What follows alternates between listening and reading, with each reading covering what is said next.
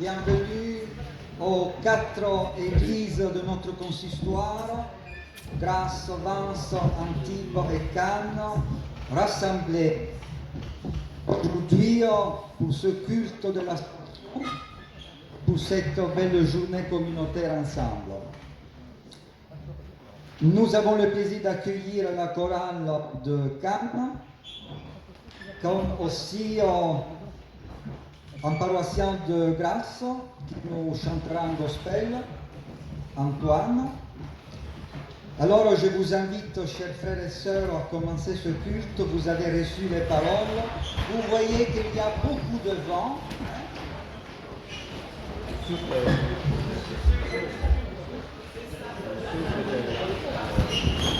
L'ascension précède Pentecôte, donc l'esprit, le souffle. Alors je vous invite à vous lever, chers frères et sœurs. Nous voulons invoquer ensemble la présence du Seigneur. Grâce et paix à vous, au nom du Père, du Fils et du Saint-Esprit, un seul Dieu béni éternellement. Pourquoi restez-vous là à regarder vers le ciel? Ce Jésus qui vous a été enlevé pour le ciel viendra de la même manière que vous l'avez vu s'en aller vers le ciel. Avec joie, comme pour les disciples, le moment où Jésus est parti, Luc dira, ils étaient dans la joie. Ils étaient dans la joie. Nous voulons chanter le premier chant, c'est-à-dire, Seigneur, nous arrivons des 4 points de l'horizon.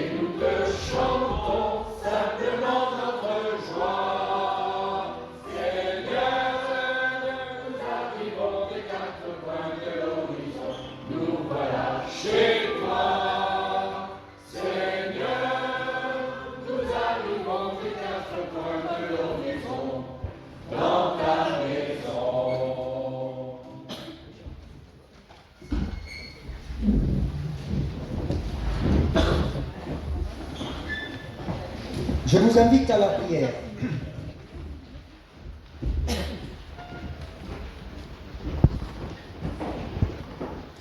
Seigneur notre Dieu, tu nous rassembles aujourd'hui dans ce lieu, le domaine de Courmette, pour te dire notre remerciement, notre joie d'être présent pour cette occasion de la célébration du culte de l'Ascension.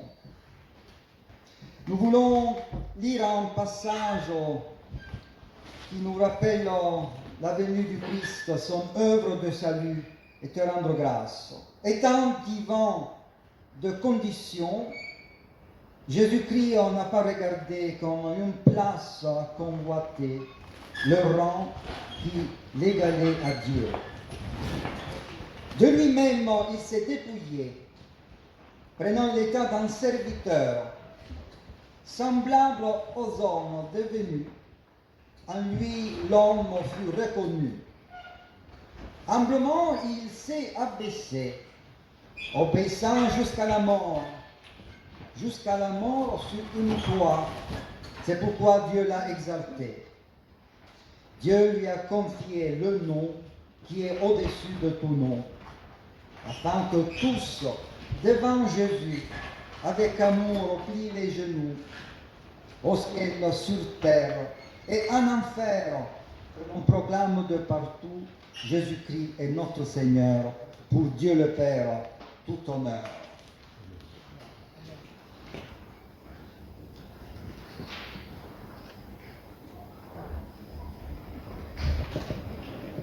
Oui, Seigneur, nous sommes au bénéfice de cet abaissement et nous te rendons gloire. Nous te remercions pour tous ceux qui te donnent un visage, pour tous ceux qui te donnent un visage comme la bonne odeur du Christ.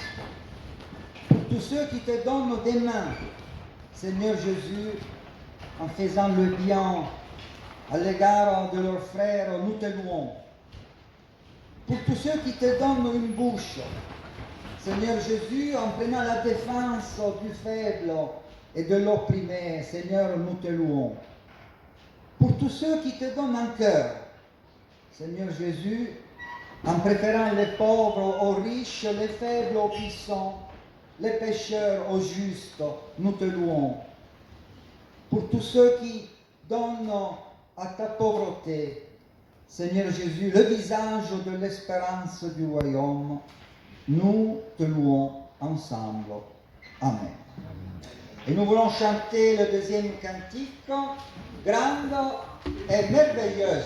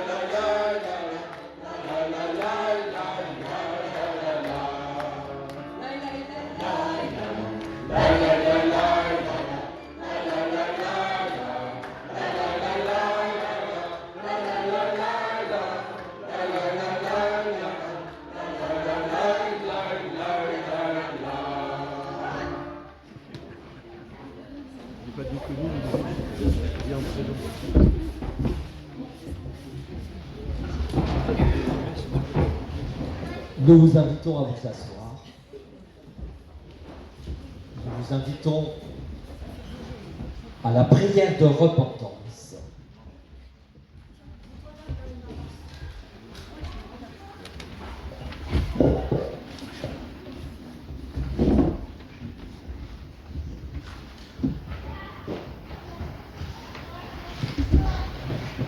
Mon Dieu, à cause de ta bonté, purifie, guéris, relève-moi, illumine l'œil de mon esprit pour qu'il voie.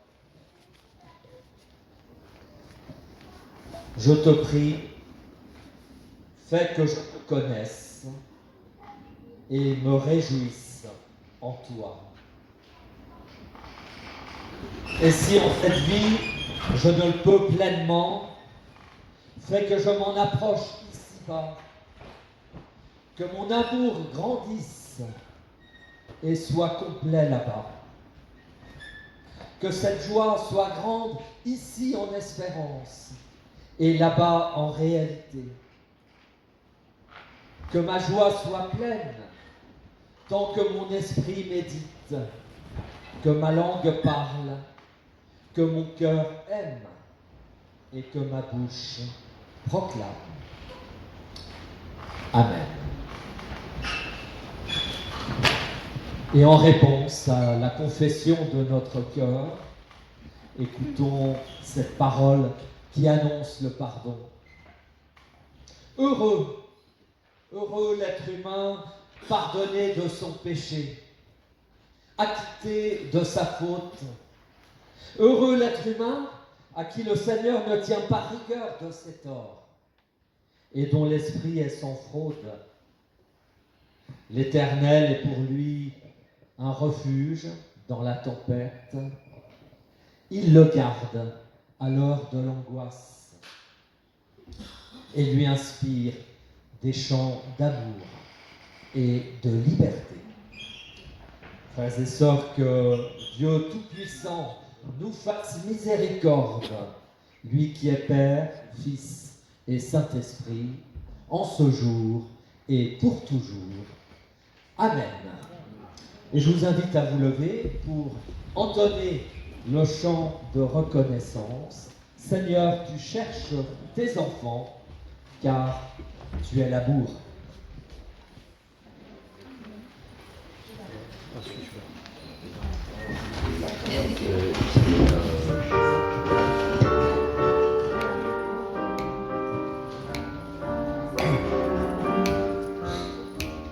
Seigneur,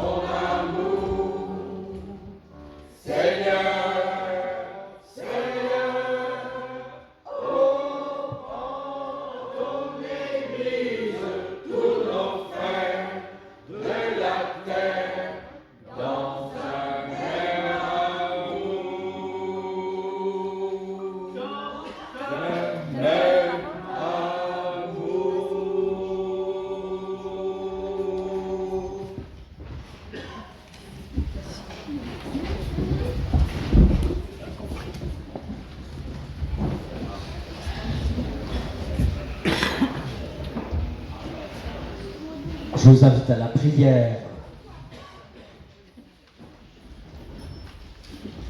Seigneur, entre l'heure où tu es venu et l'heure où tu viendras,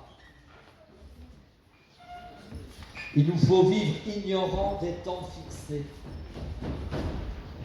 Mais ta parole nous apprend à déchiffrer les signes de ta présence dans notre monde. Aussi nous t'en prions ce matin. Donne-nous ta lumière et nos yeux te verront par-delà notre obscurité. Et que ton Saint-Esprit dispose nos cœurs et nos esprits à t'écouter, à te recevoir. Toi qui désormais es assis à la droite de Dieu le Père, tu es Seigneur du ciel et de la terre. Grâce te soit rendue. Amen.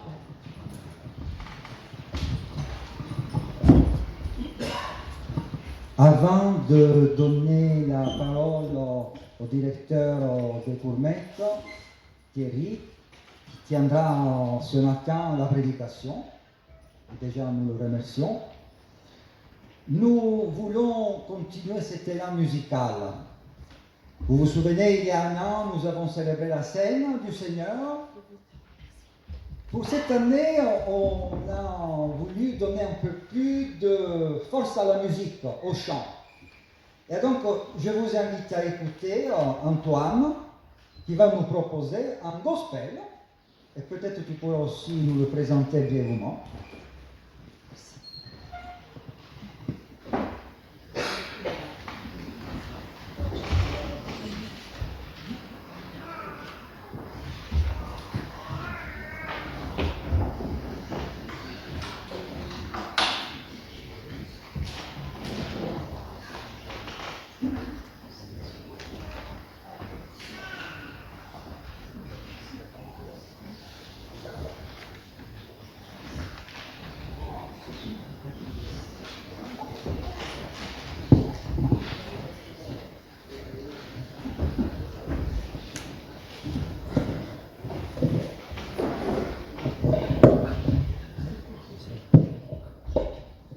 Vous m'entendez? Oui, je m'entends. Bonjour tout le monde. Je vais vous jouer un gospel, en fait, un traditionnel américain qui a été écrit par quelqu'un qui s'appelait Brumley à la fin des années 20.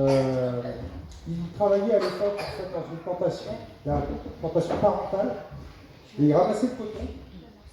Et pour croire que ça devait être un petit peu lassant et un petit peu harassant, c'est relativement connu, c'est fatigant de cueillir le coton.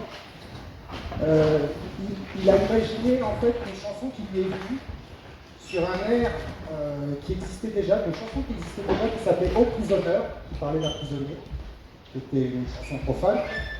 Et lui, en travaillant, en fait, il imaginait un oiseau qui s'envole. Donc en fait, bon, il était sur un principe de liberté. Ça s'appelle I'll Fly Away, je m'envolerai. Donc ça commence comme ça. Alors c'est un texte que moi parce que je suis né le même siècle que lui en fait, donc je me suis permis moi de changer quelque chose. Alors il y a une partie qui est d'origine, il y a une partie qui ne l'est pas. Je vous donne juste le début pour que vous voyez un petit peu le thème. C'est un matin gracieux, quand la nuit sera finie, je m'envolerai pour être une petite part du pouvoir du Seigneur, je m'envolerai. De ce monde de confusion et de regret, je m'envolerai, je rencontrerai la paix pour toujours, car vous savez, je m'envolerai, etc. Et en fait, juste encore quelques jours de soucis, et alors je m'envolerai dans un pays où la joie ne s'arrête jamais, etc. Alors ça sonne beaucoup mieux en anglais, évidemment. Mais c'est la traduction directe. Et en fait, le refrain, c'est « Je m'envolerai au Seigneur, vieille grande gloire, je m'envolerai quand je m'envolerai, quand je mourrai », selon les refrains.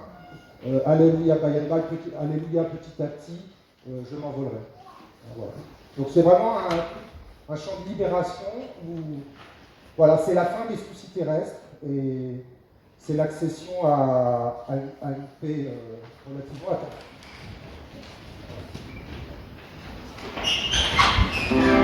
Alors on va faire, je ne sais pas si le son sera nickel dès le début, parce qu'on n'a pas eu trop le temps, comme les gens sont arrivés assez vite, de faire toutes les réglages.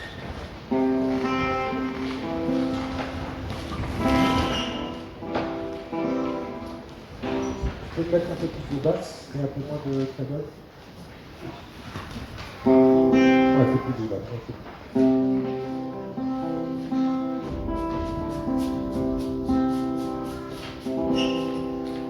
Some blood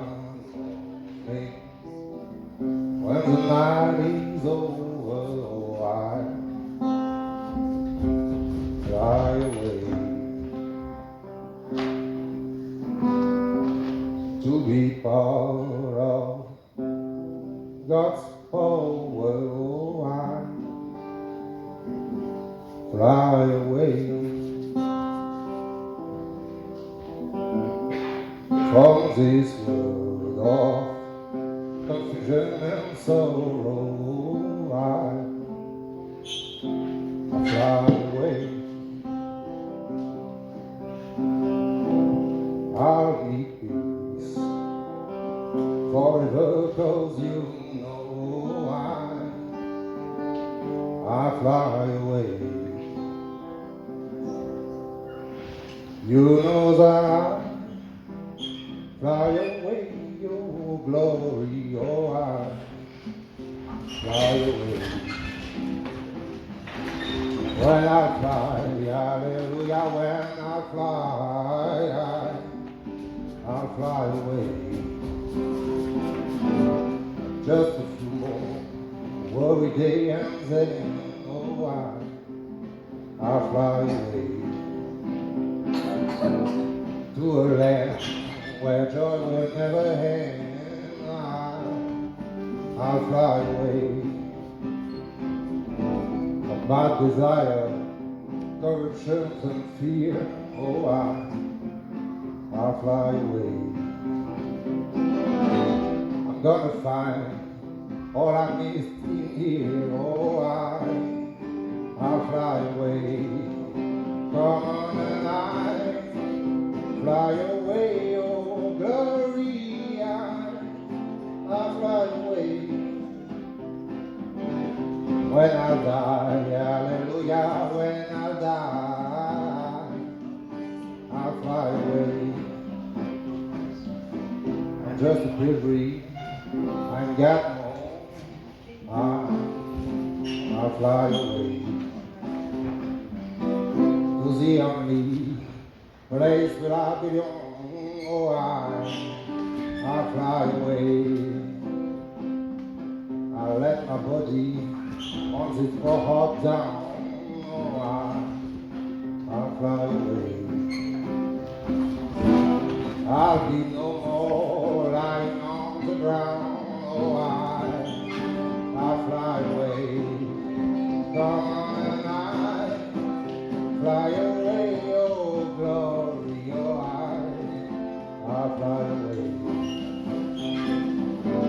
When I fly, hallelujah, when I fly, oh I'll fly away. No more sadness, oh, no more sorrow, oh I'll fly away. No more questions, no more tear where I go. I'll fly away. Fly away.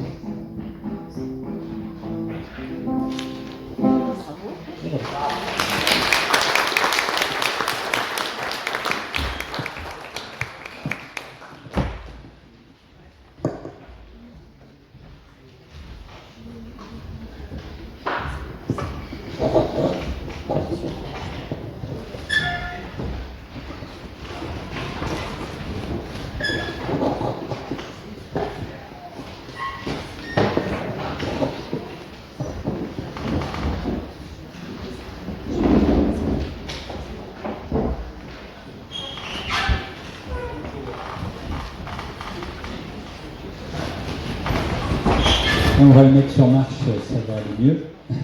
Est-ce que vous m'entendez bien? Donc tout d'abord, merci d'être venu au Courmet. C'est un plaisir pour moi de vous accueillir et d'avoir le privilège de pouvoir vous apporter le message ce matin. Donc merci à cette initiative et merci à tous ceux qui ont bien voulu venir jusqu'au Courmet ce matin. Donc ce matin, je voudrais aborder un thème très léger qui est la grâce qui réconcilie tout. Rien que ça. Ça va nous prendre un moment. Mais je me suis dit que quitte à braver la tempête qui s'annonce, même si j'ai en train de dire que ça sera moins grave que prévu, il fallait s'engager sur un thème qui soit profond et que votre déplacement en vaille la peine. Donc on va essayer d'aborder cette thématique ce matin. Et pour cela, j'avais sur le cœur d'aborder avec vous un passage de la lettre aux Éphésiens, et particulièrement un passage de son tout premier chapitre, avec les versets 7 à 10. C'est un très court passage, mais on va le voir, qu'il y a énormément de force. En tout cas, je le ressens comme ça. Cette lettre fait partie des lettres dites de captivité, puisqu'attribuée à Paul alors qu'il était en prison. Mais ce n'est pas la partie du contexte qui m'intéresse le plus concernant cette lettre ce matin. C'est surtout que la mention à Éphèse, on l'attribue, la lettre aux Éphésiens, c'est le nom qu'on lui donne, est absente des plus anciens manuscrits, ce qui suggère qu'il s'agissait peut-être d'une lettre circulaire qui était destinée à plusieurs églises d'Asie mineure, dont Éphèse était la principale ville. Cela lui donne, à mon sens, une dimension un peu particulière par rapport aux autres lettres de Paul aux églises, puisqu'on était sur une dimension beaucoup plus vaste et qu'elle avait pour vocation de toucher beaucoup plus de monde. Donc pour ceux qui le souhaitent, donc, je vous invite à ouvrir votre Bible ou à m'écouter sur cette lettre aux Éphésiens au chapitre 1 pour lire les versets 7 à 10. En lui, nous avons la rédemption par son sang, le pardon de nos fautes, selon la richesse de sa grâce.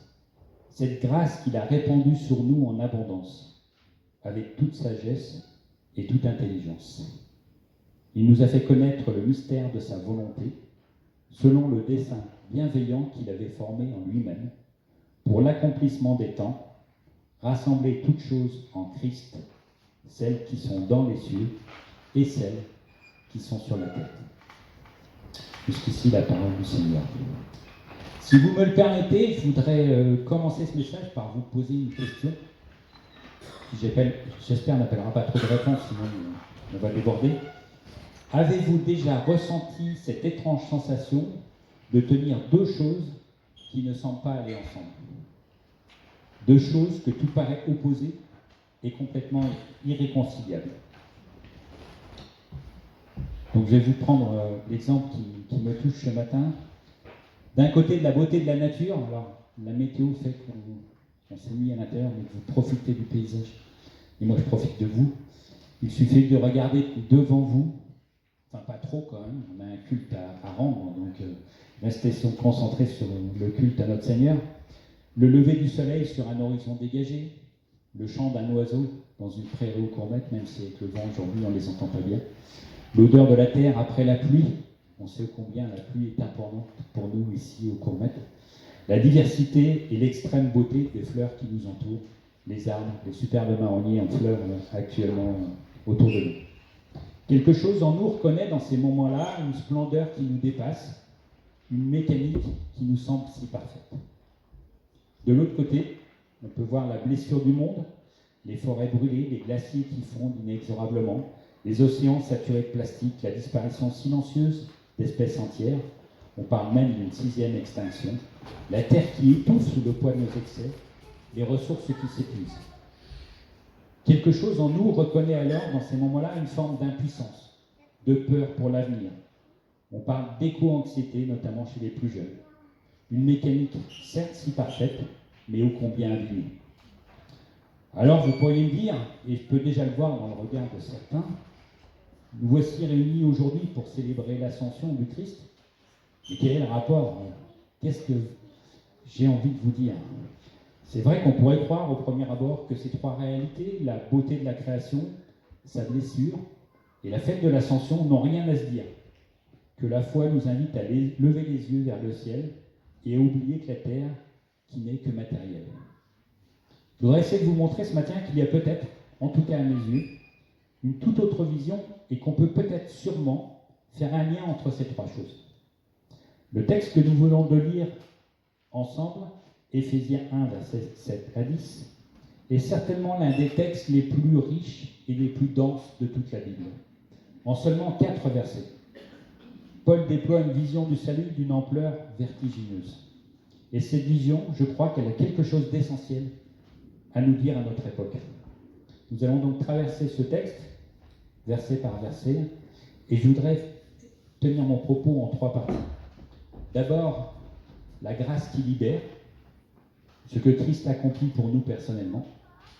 Ensuite, la grâce qui révèle, ce mystère longtemps caché que Dieu nous dévoile. Et enfin, la grâce qui rassemble, cette vision cosmique qui embrasse toute la création et qui engage notre responsabilité. Donc tout d'abord, voyons la grâce qui libère. Paul commence avec une affirmation qui mérite qu'on s'y arrête. En lui, nous avons la rédemption par son sang, le pardon de nos fautes. Le mot rédemption, en grec, c'est apolytrosis.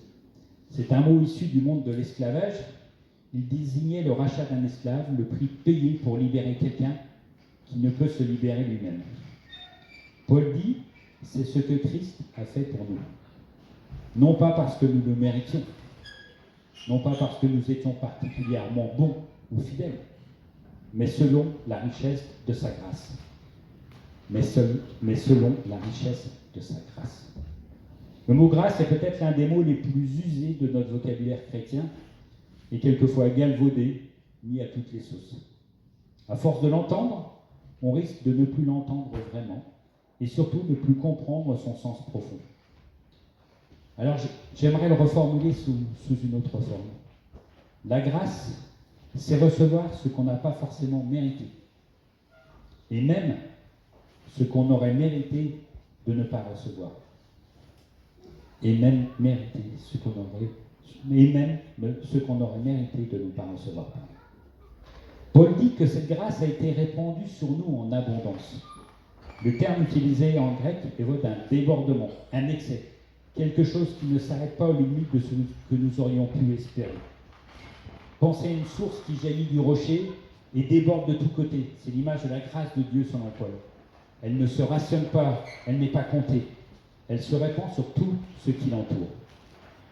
Alors qu'est-ce que ça change pour nous, pour notre rapport à la création ? Une foi fondée sur la grâce, sur le don gratuit, sur la surabondance, est une foi qui résiste à l'esprit d'accumulation, de surconsommation et d'exploitation sans limite.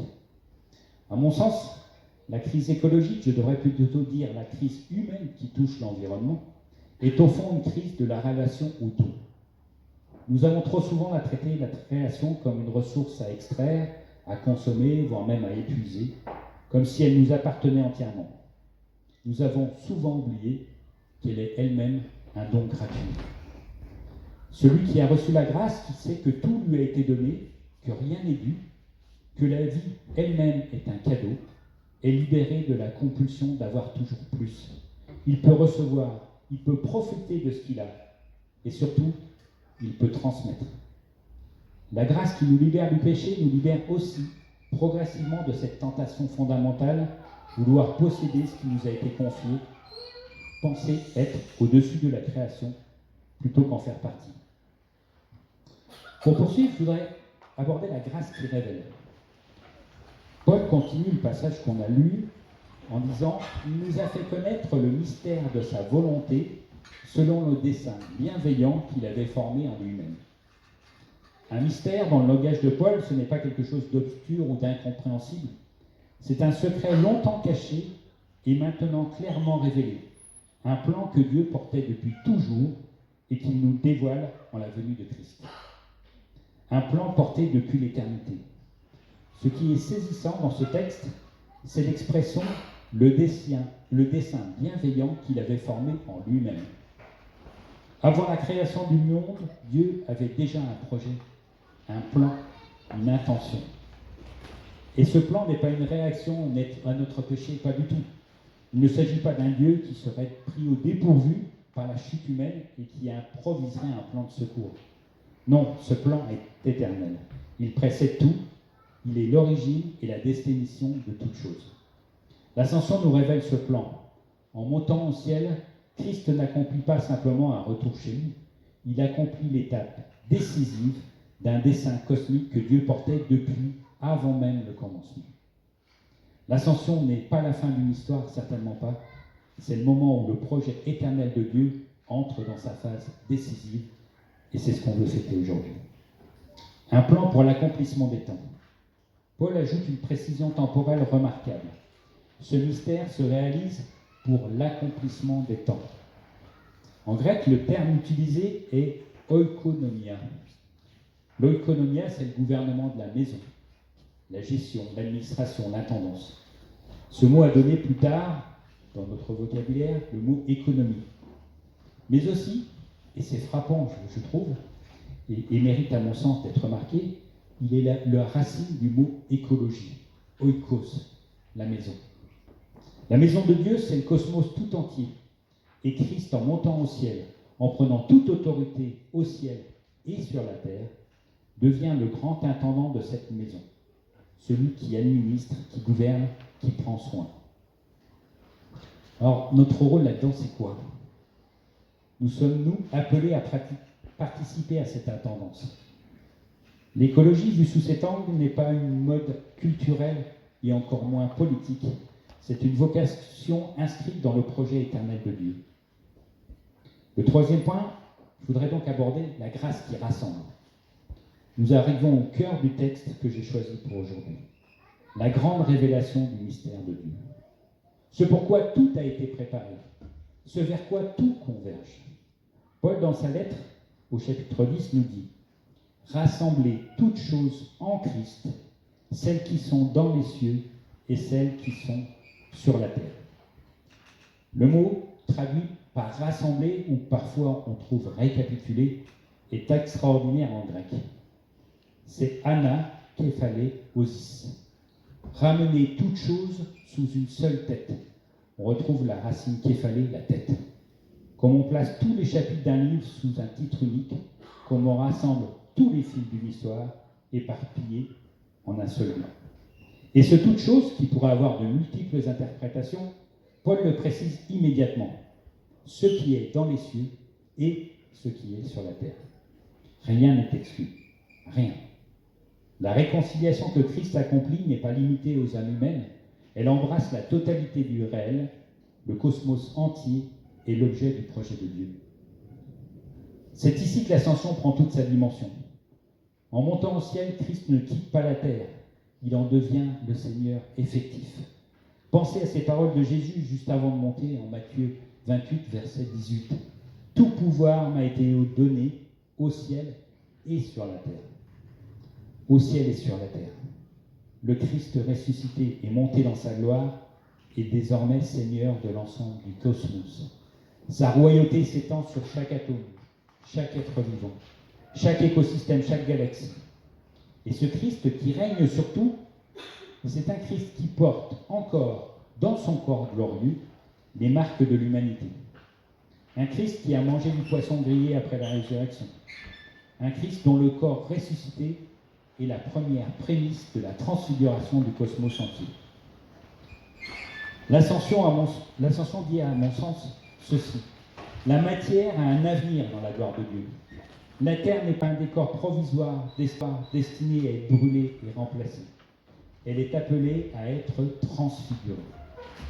Si le corps du Christ ressuscité est entré dans la gloire, alors la matière elle-même a une vocation éternelle.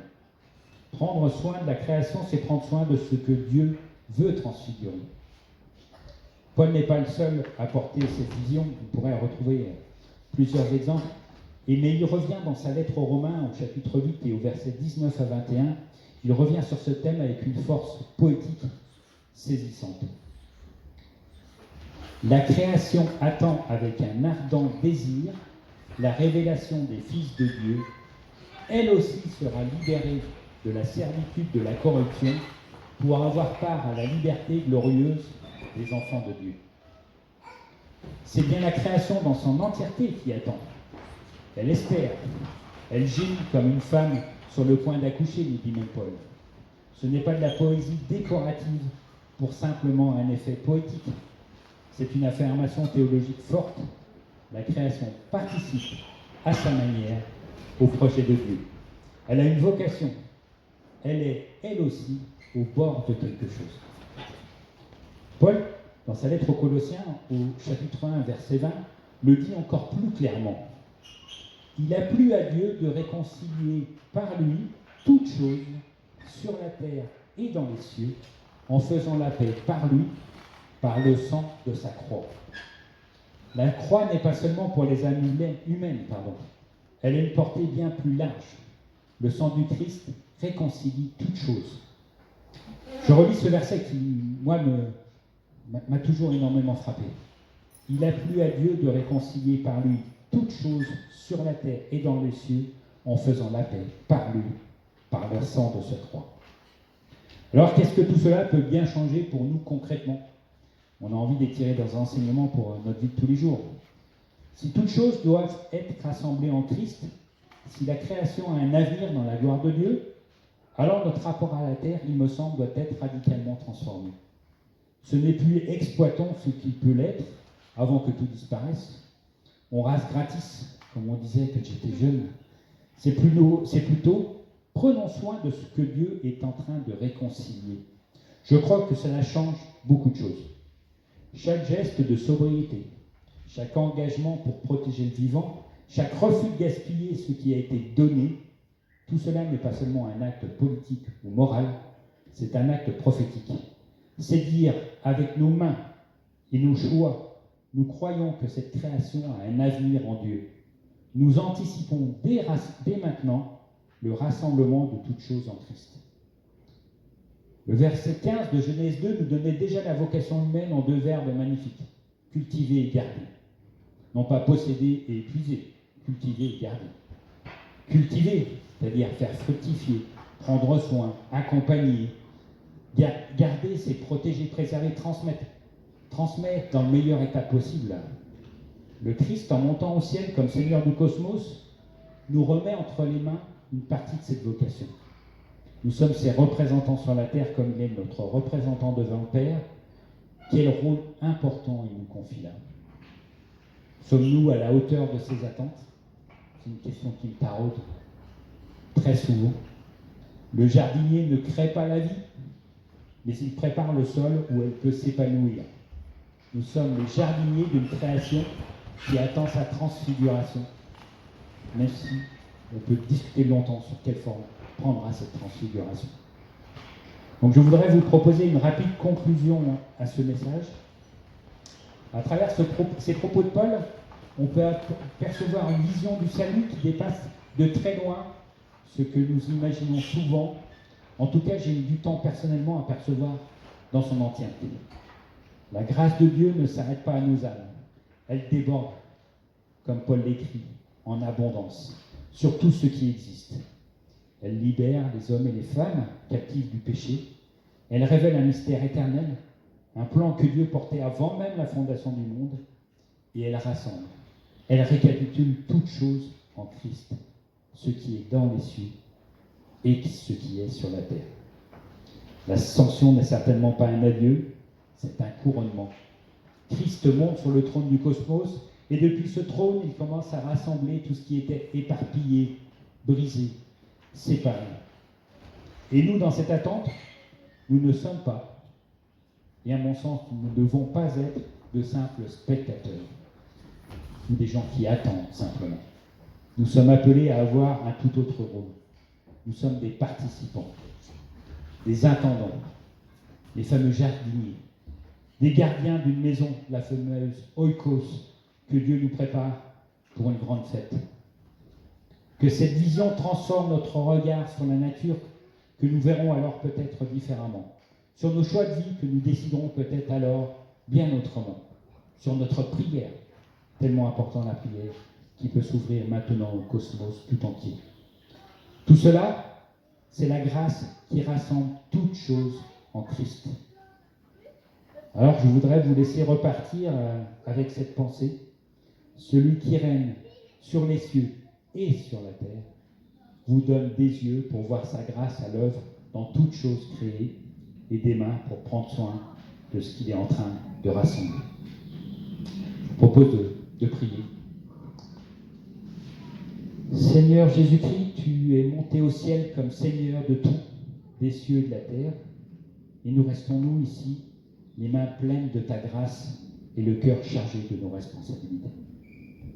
Pardonne-nous d'avoir traité ta création comme notre propriété et non comme ton don, d'avoir prélevé sans rendre, consommé sans remercier, séparé ce que tu as voulu unir. Fais de nous de vrais jardiniers, non pas des maîtres qui imposent, mais des serviteurs qui transmettent et qui prennent soin. Et jusqu'au jour où tu rassembleras toutes choses en toi, donne-nous la grâce de tenir ensemble l'espérance et la responsabilité, la prière et le geste concret. Cette création t'appartient. Elle a toujours été à toi. Fais-en ce que tu as promis. Amen.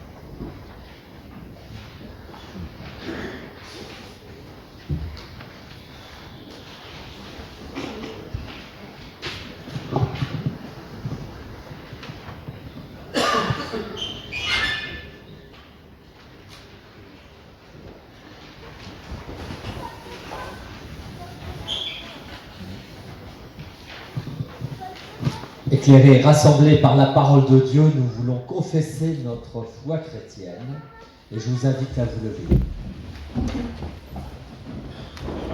Nous te rendons grâce, Dieu notre Père. Dès le commencement, par ta parole et le souffle de ton esprit, tu as suscité le monde et sa splendeur. Tu as créé l'être humain à ton image et tu as fait alliance avec lui. Tu t'es choisi un peuple afin que par lui soient bénies toutes les nations de la terre. Par ton esprit, tu as fait naître ton Fils. Il est devenu notre frère et il a vécu ton amour jusqu'à la mort sur la croix. Par la puissance de ton esprit, tu l'as ressuscité des morts et tu as fait de lui la tête de l'Église et le sauveur du monde. Par ton esprit, tu nous fais renaître pour une espérance vivante. Tu nous fais demeurer en ton Fils, afin que nous marchions dans toute la vérité vers ton royaume. Par ton esprit, tu nous envoies vers le monde, vers les êtres humains, tous, pour leur dire l'immensité de ton amour. Amen. Et nous restons debout pour entonner mon ancre et ma voile.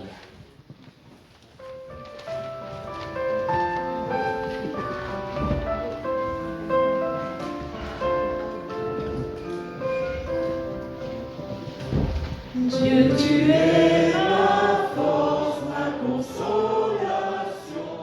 une lampe devant mes pas.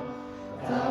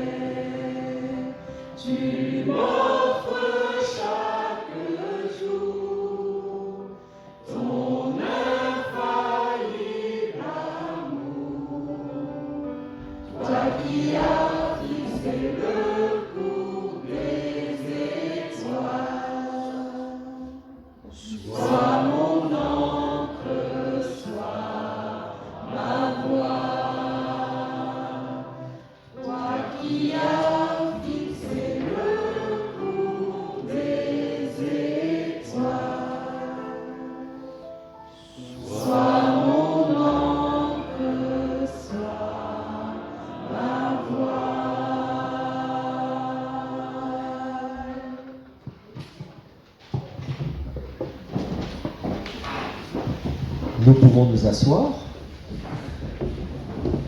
pour la prière d'intercession qui sera suivie du Notre Père. Notre Dieu et notre Père, nous voulons d'abord te rendre grâce pour ce temps de culte qui nous rassemble ce matin.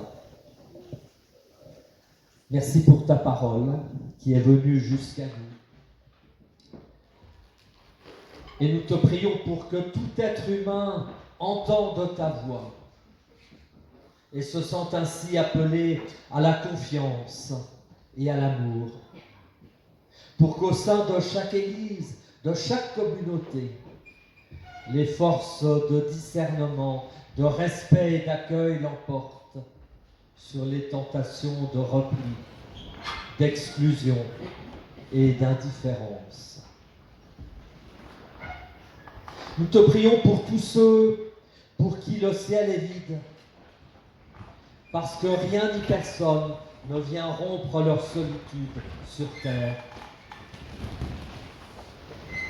Nous te prions pour tous ceux qui désespèrent de Dieu et des hommes, parce que l'histoire répète sans cesse les mêmes tragédies. Nous te prions pour que dans les bons comme dans les mauvais jours, nous écoutions les pas du Christ invisible qui chemine avec nous.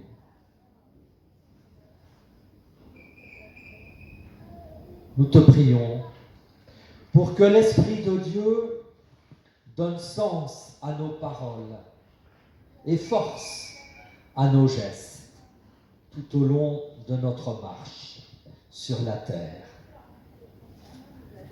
Et enfin, en ce jour de l'Ascension, nous voulons te remettre les membres du synode de notre Église, réunis en ce moment à Montbéliard. Là aussi, accompagne ce synode dans ses choix, ses décisions.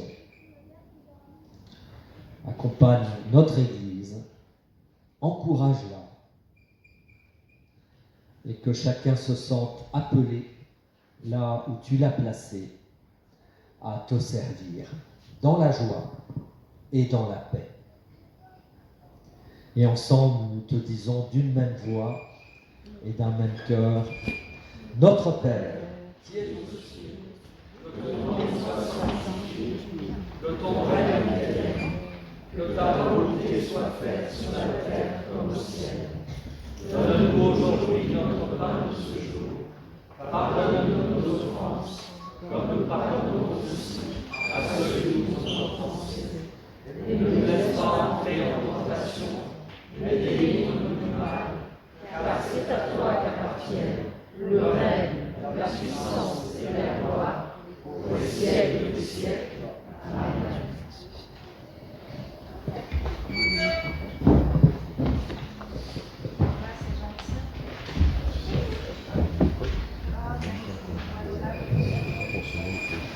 C'est un temps d'annonce maintenant. Alors je ne sais pas s'il y a des heures. Je vous propose tout d'abord les annonces des églises, c'est-à-dire si Cannes a des annonces à partager, Antibes. Pour ce qui concerne Grasse et Vence, je rappelle ce jeudi, donc jeudi prochain, donc dans une semaine, à 14h30, de 14h30 à 16h, le partage biblique Lectio Divina alla Sala Argesso sur le chapitre 12 de la première Corinthiens, donc le sujet l'Esprit Saint. Comme d'habitude, tout le monde est bienvenu, c'est un moment très fort où nous partageons ce texte à partir de cette méthode très ancienne monastique de la Lectio Divina. Je vous rappelle aussi la confirmation de Erin et Carla le 22 à la chapelle Victoria à 10h. La famille offrira à la fin donc, de la cérémonie de confirmation un verre de l'amitié. Pour ce qui concerne Vence, je vous rappelle donc la fête du printemps. à 10h30 le 31 mai. Alors, et là, il y a la possibilité pour tous ceux qui sont ici de s'inscrire. C'est-à-dire, ce n'est pas, comme on dit, une fête strictement liée à la paroisse. Il y a la possibilité aussi pour les frères et sœurs d'Antibes et de Cannes. Pour Vence déjà, ils commencent à s'inscrire. C'est une fête commune avec un culte commun. De s'inscrire auprès de Edith qui est là. En même temps, si vous voulez acheter pour nous soutenir comme paroisse de Vence un billet pour notre loto durant la fête, voici notre président Philippe Benistan, 2 euros. Il y a 12 lots de très haut niveau. J'aimerais vraiment en gagner au moins un. Et donc pour 2 euros, vous avez la chance de pouvoir gagner quelque chose. Avant de donner la parole à Christian pour les annonces de grâce, je voulais vous inviter à une petite action de solidarité. C'est-à-dire, le consistoire soutient le camp jeune en Corse pour cet été. Nous avons fait une participation du consistoire de 500 €, donc un montant important. Et en même temps, nous nous sommes rendus compte qu'il y a donc un autre camp, et à cet autre camp, il y a des jeunes, des enfants de notre triangle, si vous voulez, de notre triangle, qui vont participer. Je crois que c'est aux Alpes, donc du 19 juillet au 2 août. Pour soutenir donc ces familles qui n'ont pas reçu donc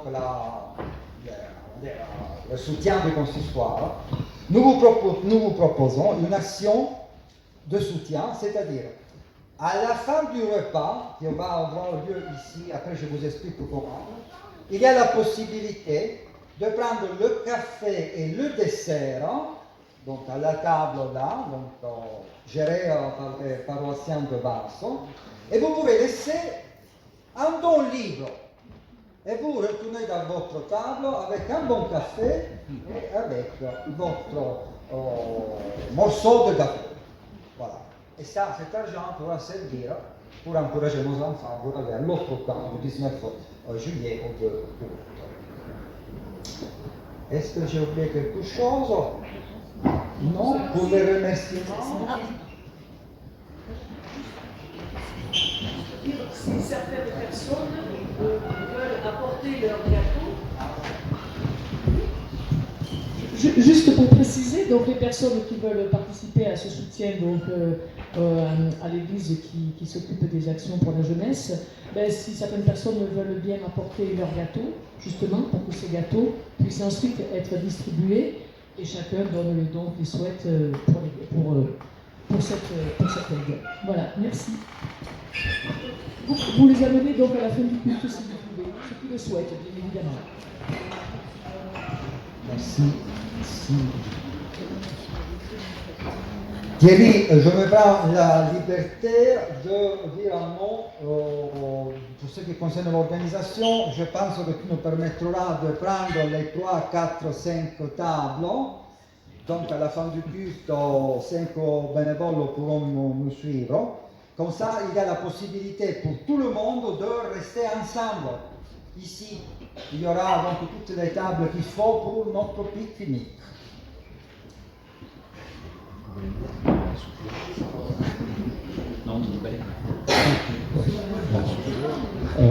Vous dire qu'après le pique-nique, alors je ne sais pas quelle heure il est, disons dans 1h30 donc, à peu près vers 13h15, pour ceux qui souhaitent promenade jusqu'au chêne. Donc c'est à peu près 1 heure, 1h15 de marche. Voilà, mais pour les autres, vous pouvez rester sur place, bien sûr, et profiter du domaine, et puis visiter même les lieux si vous ne connaissez pas les lieux. Concernant les annonces de Cannes, juste pour vous dire qu'on est évidemment, comme vous le savez, en plein festival du film. Nous avions hier une célébration écuménique et dimanche nous aurons le culte du festival au temple. qui sera présidé par Pierre Blanza, qui est le responsable du service des relations avec les autres églises chrétiennes de la Fédération protestante de France. Et vous êtes conviés également à ce culte. Et nous avons aussi une confirmation, mais qui aura lieu le dimanche de Pentecôte, puisque c'est Franz, un de nos jeunes, voilà, qui a demandé le baptême plutôt, non pas la confirmation, le baptême au cours du culte de Pentecôte.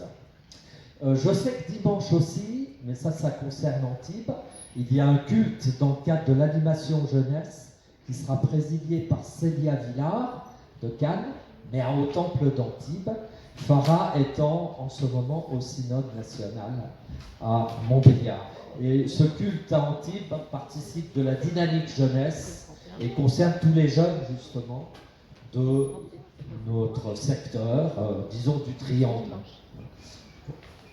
Oui, pardon. Ce dimanche, il n'y a pas l'équipe de la classe, c'est le dimanche là,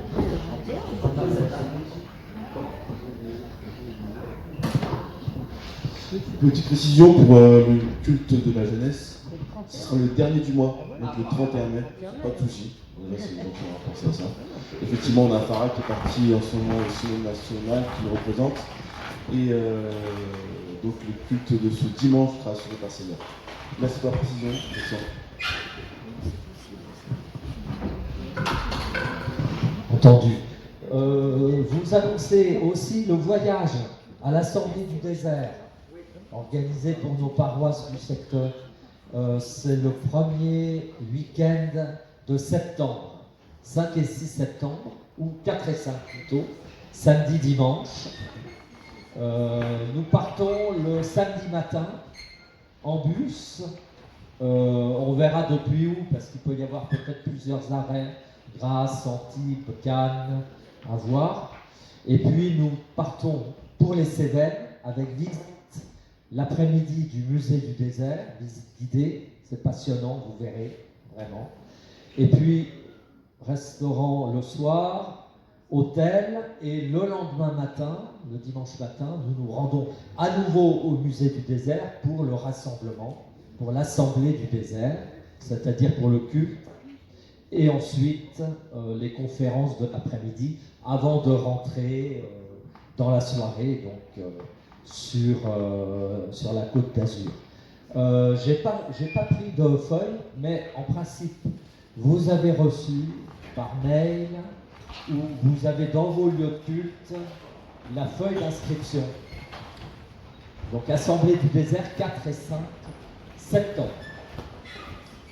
Un mot pour remercier Thierry et merci beaucoup pour sa contribution, sa prédication qui ouvre en effet et qui élargit, je crois, l'espace de notre temps et qui élargit en particulier ce qu'on appelle le salut aux dimensions du monde, de la création. Et peut-être un mot sur le domaine des courmettes. Merci. Oui, merci. Je voulais un peu reprendre la parole dans un temps un peu moins formel à la fin du culte, pour vous dire que ce domaine est toujours grand ouvert pour vous, que c'est un plaisir de vous accueillir aujourd'hui, mais n'hésitez pas à revenir. Et vous nous annoncez un temps fort qui aura lieu le lundi 25 mai dans le cadre de la fête de la nature. On aura une animation sur le domaine et avec à 14h l'inauguration du parcours visiteur qui a été réalisé. Je ne sais pas si vous avez vu en montant, mais les cuves d'eau ont changé un petit peu, sont devenues un peu plus intégrées dans le domaine. Donc ça fait partie de ce parcours qui a été financé, même si ça n'est pas demandé, mais je vais le faire ici, par une grande partie par le département des Alpes-Maritimes. Donc voilà, il faut rendre hommage aux autorités publiques qui nous soutiennent. Voilà, donc le 25 mai après-midi, enfin dans la journée, ça commencera à 17h, à 10h30 jusqu'à 17h. Si vous voulez venir découvrir ce parcours, qui est au-delà que de ces fresques sur ces cuves, c'est un parcours qui a été conçu pour être vraiment très familial, accessible au plus grand nombre et que les gens se réapproprient la nature autour d'eux d'une façon un peu plus ludique et en orientant les choses un petit peu vers la science, ce qu'on pratique ici. Voilà, je voulais juste annoncer ce temps fort. Bien, pour remercier le domaine des des Courmettes et à Rocha, nous avons décidé de remettre l'offrande de ce matin entièrement cette fois-ci aux Courmettes. Merci à vous. Donc c'est le moment de l'offrande.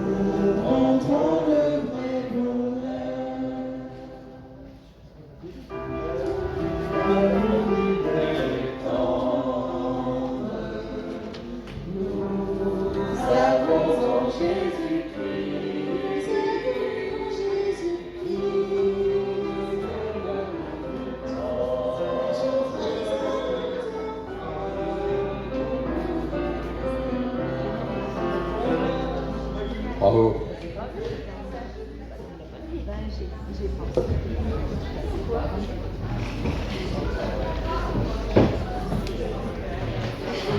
Je pensais que tu pensais quoi?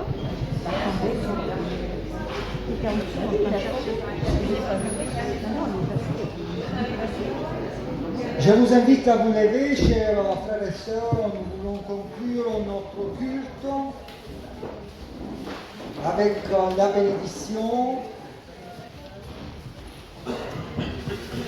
Tout d'abord, nous te rendons grâce, Seigneur, aussi pour ce moment d'offrande, de générosité, de partage du fruit de notre travail.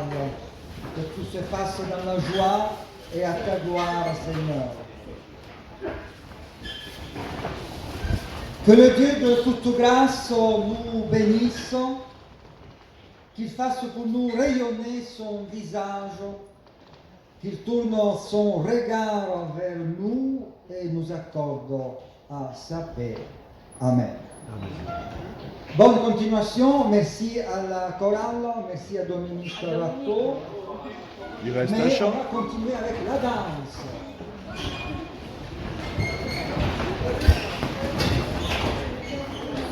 Victoire au Seigneur de la vie.